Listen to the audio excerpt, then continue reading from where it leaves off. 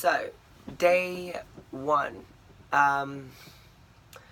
We didn't start off really well.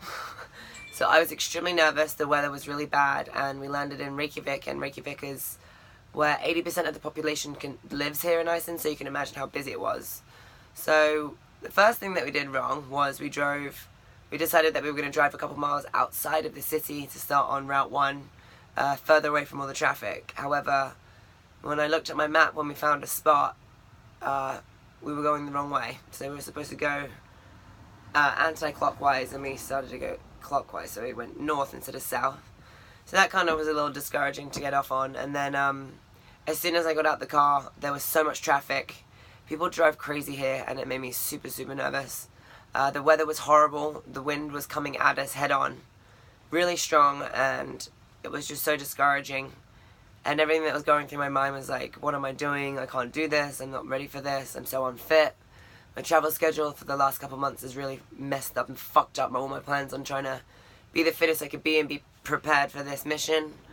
So it was a really tough day. I had a breakdown really soon. My legs were fried.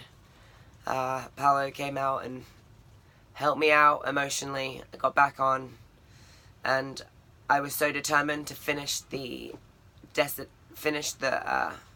that we had set for the day. And I think it was 100. I don't remember, but I remember that we had to end, and I know that the number in my head was like 76 miles.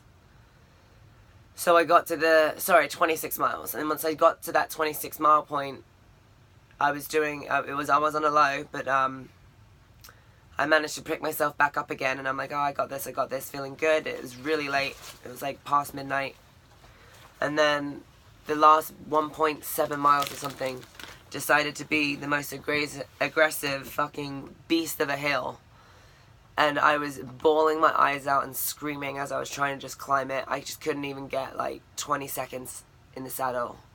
It was just destroying me. Physically and emotionally, I was so tapped out and so exhausted, so tired, jet-lagged, anxious, nervous, everything. And then I ended up getting off my bike and walking it to the top of the hill. And I thought I'd completed it because on my computer it said 26 miles. Turns out I mapped it wrong, and we were trying to end in Vik, and Vik was still 4 miles away. So I said, fuck this. Let's drop a pin. And I'm getting in the car, and we're driving to the campsite, and we're going to sleep there, and then day 2 we'll drive back to the beginning, to where the pin is, and we'll pick up where we left. That's exactly what we did. And that was the end of day 1. It was rough for me. I think I fell asleep pretty quickly, but woke up in the middle of the night, and usually I like to be warm and like have the covers over my shoulder, but sleep with like a shirt and underwear. I woke up in a pool of sweat, and I knew something was not right because Paolo was fully clothed, and it's usually the total opposite.